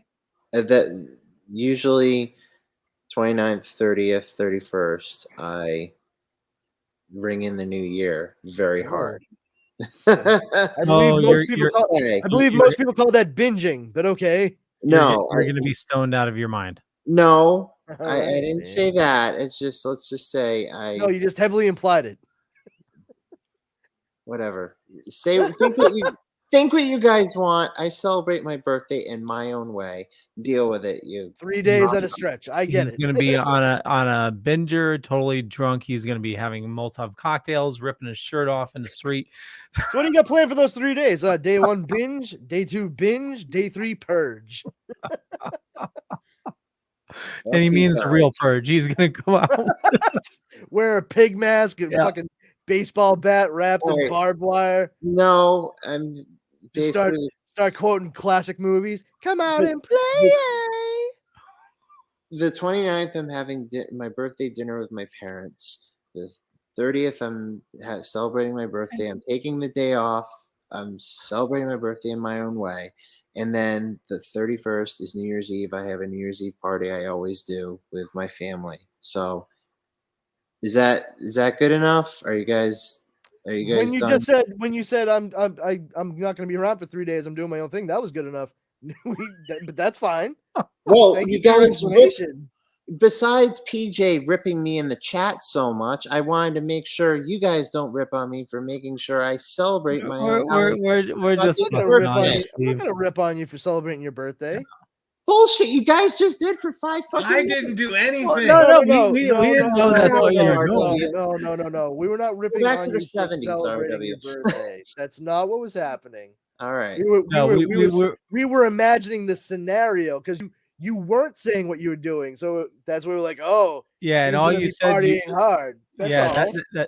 yeah, you only said you were partying hard, so that left it open for us to. Okay. Yeah, Well, yeah, now you that's know all. what I'm doing. Dinner with my Okay. parents, celebrating on my own, and Okay, New so Year's Eve you're party. having a Letterkenny super soft birthday party. I like it. Yeah, whatever. I never seen Letterkenny, so yeah, I guess. Wow, you're missing out. Yeah, Oh, There's a mic there. just yeah, it snuck up on me. just make sure you have the unicorn Pinata. hats. Yeah. Yeah. RW, does that sound good to you? I can try to watch him, and this is where I get attacked, but I didn't ever find them all that entertaining when I watched them originally when I worked at the theater. Well, that's okay. Nobody found 2 and 3 entertaining anyway. So This one guy came in and he's like, one for the Matrix. I'm like, weren't you here the other day? And he's like, this is my 7th time. And I'm like, oh my God.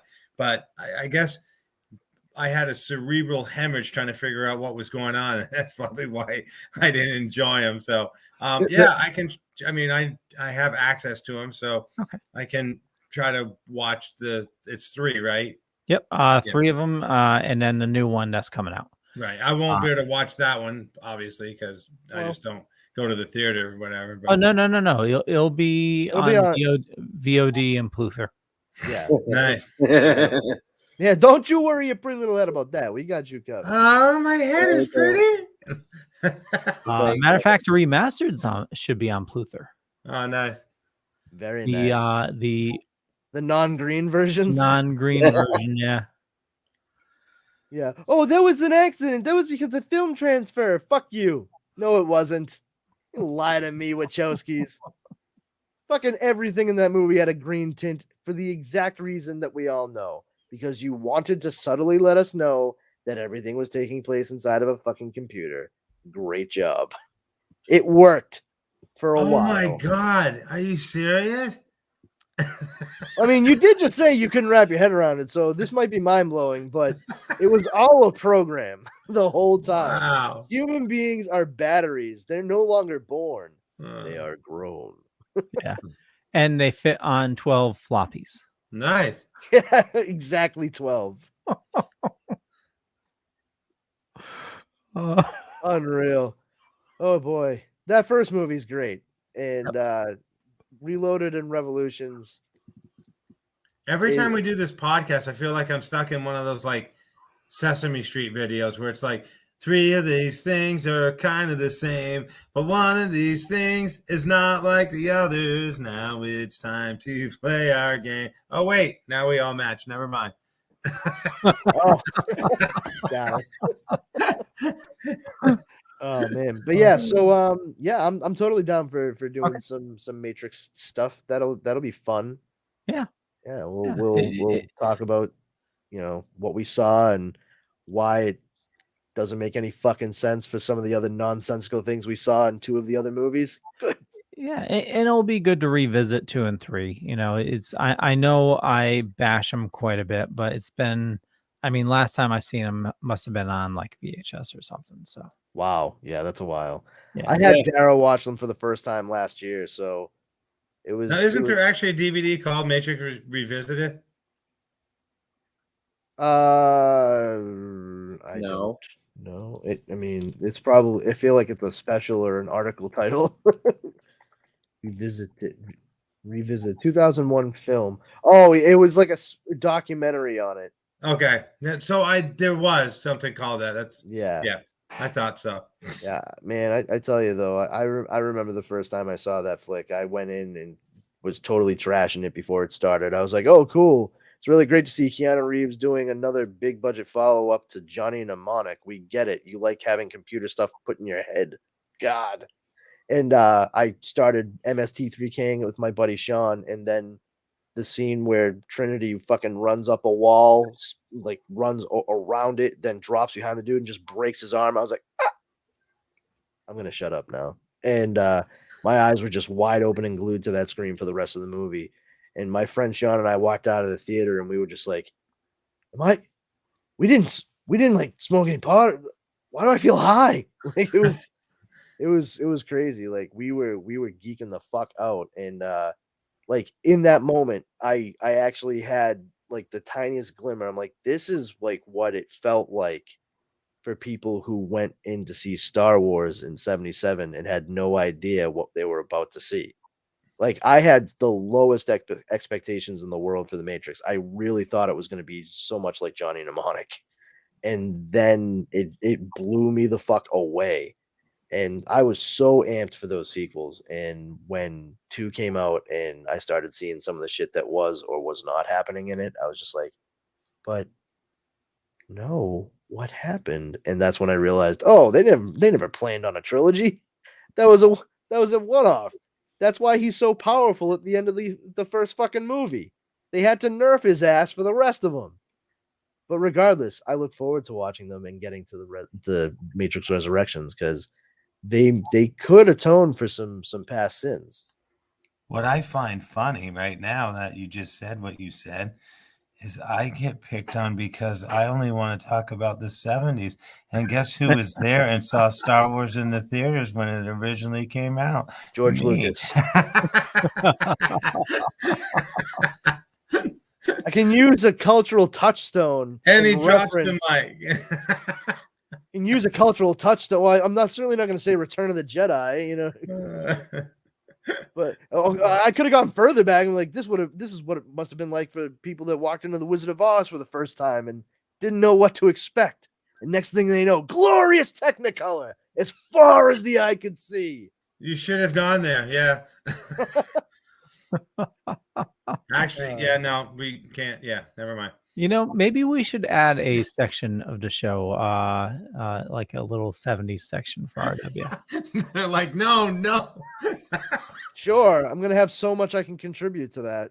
No, I just bring things in from time to time. But you know, the funny thing is, everything that I bring in is something that's retro that you guys probably hit, like Star Wars. That's the 70s. You know, these Star Wars trading cards.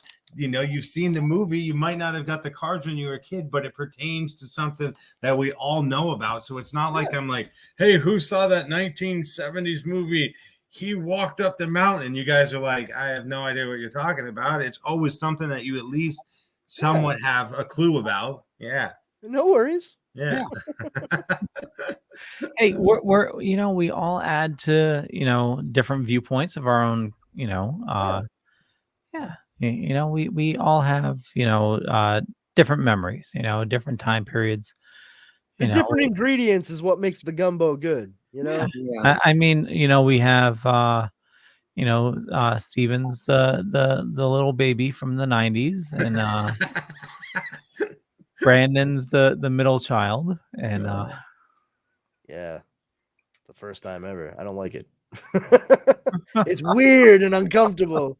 Well, what's funny is my memory, like with the masterclass thing, I'm like I feel like I'm trapped in one of Steve Martin's early stand-up routines where he goes, "I was going to say something, I forgot what it was," and you're standing there going, he goes, "I always say, I remember now, I'm radioactive," but it's true. Like you're in the middle of a conversation and you're like, I get it. so, and I know it's getting worse. So, in a couple of years, if I'm still on this show, you'll be like, "Who remembers the 70s?" And I'm like, "When was that?" The 70s. Oh yes, now I remember it. Was that when The Matrix came out? Just keep a notebook with a pen or a pencil right next to you while you're on the show, and just jot down what you were thinking of. Yeah. It's stuff comes and goes, RW, and like when we did last week's show about the 80s, that memory I had of like Hardcastle and McCormick, I haven't thought about that, and since it was on, and it's I have no idea how I pulled that out of my ass, it's but then ask me what I had for lunch, and who knows.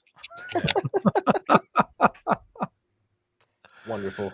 Yeah. Okay. Steven, I know we need to go. Why are you telling me that?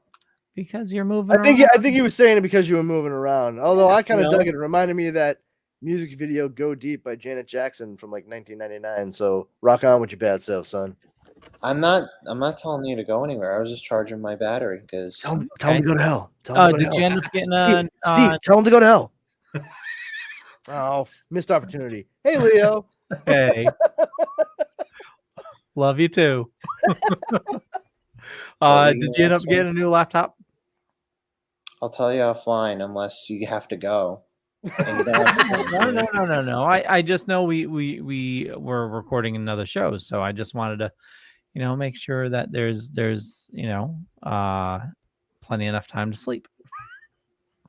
That is always nice. Well, I did have a few questions for you, but yes, I did get I'm getting a new computer. I'm getting one built, and it's not a Mac.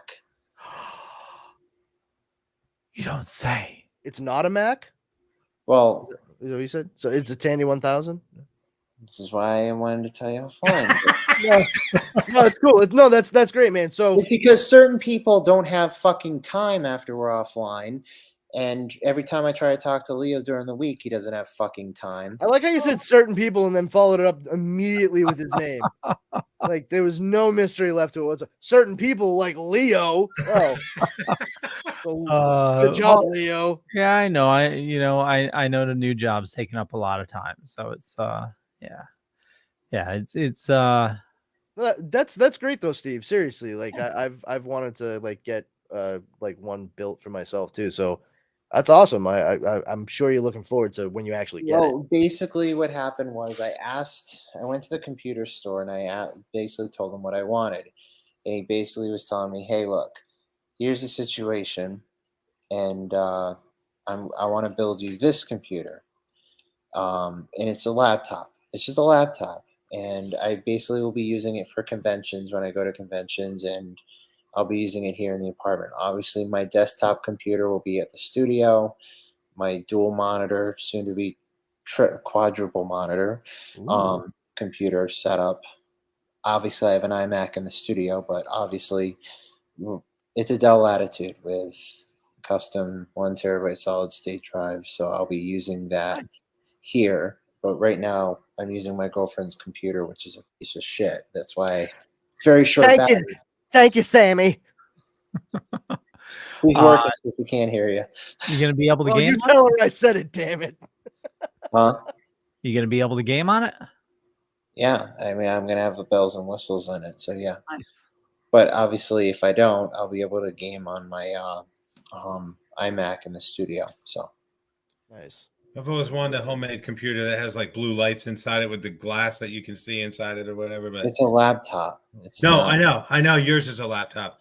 I'm saying I always wanted to have one built that has like the glass that you can see in and have all the blue lights on. And now Yeah. they're making them where they put like little like action figures and stuff in there, and they create like a movie scene. I'm like, it's insane some of the stuff people are doing with the desktops now or whatever. But yeah, Yeah, but Yeah, the yeah.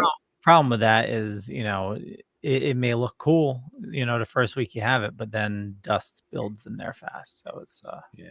That's why I'm happy with my iMac in the studio, because it's, there's nothing can get in it, and it's, just compact. And, yeah. obviously if I do the show here, on Wednesday nights in the studio, it's there. And if I do the show here in my apartment, I have the Dell Latitude, which I should get next week. They're Good. building it. That's awesome. That's fantastic, man. Good. Like, congratulations. I'm sure it was a long time coming. It sounds like you bit the bullet when you walked through the door of the store. So Yeah. mazel tov. Jeremy says, my son builds computers. He's got some cool stuff going on. Water cooled 3070 graphics. Ooh. All right, have it build me one for less than $75. Oh, geez. What's crazy? Send you a fucking pocket calculator. Yeah, I know. You mentioned the 3070 graphics card. Graphics cards have skyrocketed in price, because you have like crypto miners and everything. Did you guys hear about the RTX 30 graphics card that got hijacked? Like a bunch of cards got hijacked in a heist and are now being held up for a ransom. No, I know scalpers have been picking up cards. Yeah. It's at the point now where I watched this one YouTuber, and they're saying like some people are even like buying whole computers from like just to grab the video card from it, and then build a computer off of that video card. Cool. Yeah, because they're a card that is supposed to be going for like $400, like suggested retail is going for like $1,500. Judas Priest. Yeah. Why? Never mind. I don't need to know why. I get it. It's fine. Crypto miners and scalpers. Well, anyway, on that pleasant note, we're still talking about scalpers and hackers and the Matrix. Somehow that all worked out together. It did. Yeah, so I guess look for our Matrix re-stravaganza. Cool beans. Well, I want to thank everybody for watching. For me, just check out the Dorkening Podcast Network. A lot of awesome people doing a lot of awesome stuff. RW, where do you like people interacting with you? Over here.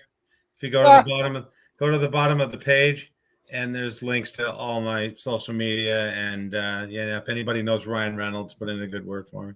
Cool beans. And all that information can be found in the show notes. Steven, where do you like people interacting with you? You can follow Super Retro Throwback Reviews on Facebook, Twitter, and Instagram. We have 2 shows, Super Retro Throwback Reviews, the Audio Files, and CSI The Vegas Files. Both shows can be found on all major podcasts and distributors and on the Dorkening Podcast Network, the multi-award winning Dorkening Podcast Network. Also, we have Super Retro merch, which you can go to our Teespring store, go to our Facebook page, or all the links, or all that stuff, and you can get it there. If you use the promo code Retro Xmas, you'll get 50% off your order. We have shirts, pint glasses for both shows, so 50% off is not that bad, so definitely check that out. And patreon.com/Super Retro Podcast.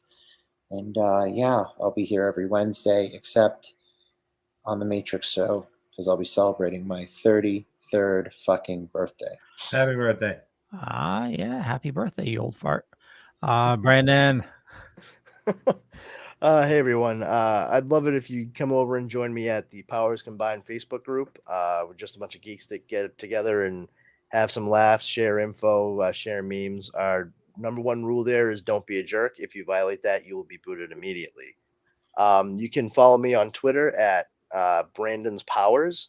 and on Instagram at this Brandon Has Powers.